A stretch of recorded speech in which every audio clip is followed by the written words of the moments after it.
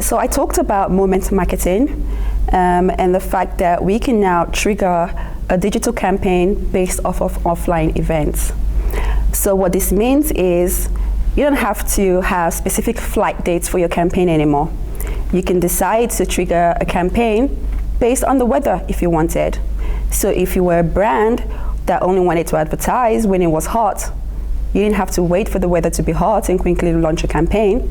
You can give us a campaign budget for the whole year, and we can actually set like the parameters and the targeting options for you so that when the weather is above a certain temperature, then your digital campaign will go live. Now, we can also do stuff when it comes to TV. This is called TV sync.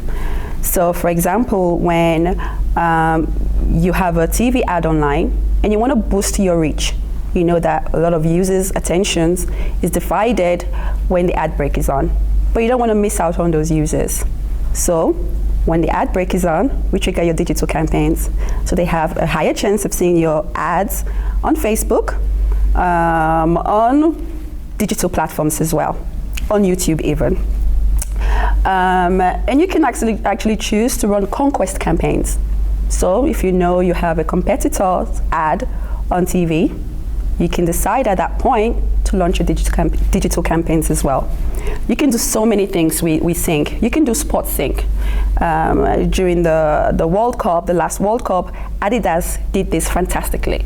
What they did was they had a different ad for when someone scored a penalty. You can put these restrictions in place as well.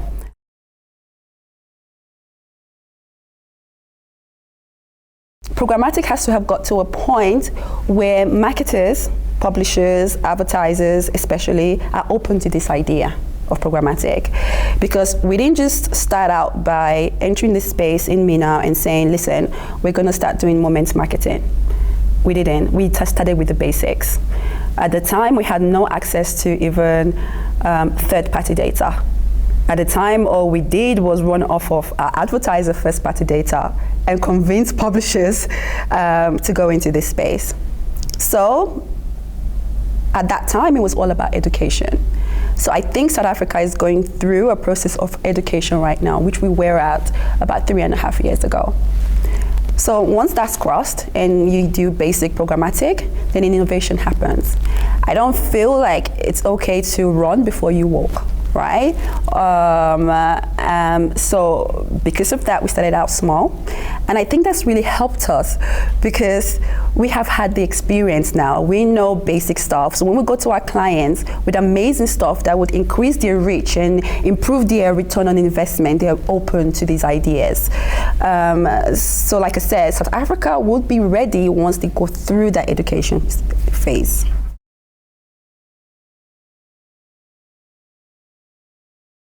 We got resistance from publishers, not necessarily from advertisers. They were very happy to try something different because they've been doing the same direct buy for so long, and then they were so interested in this. The harder sell was the publisher side and, funny enough, the tech side. So with the publishers, the history of programmatic was cannibalization of your CPMs. So they just thought to go into this space means that whereas in the past I got maybe $50 for a homepage takeover, with programmatic it's gonna go down to $2. I ain't doing this. I don't blame them. These are conversations that needed to be had at the time.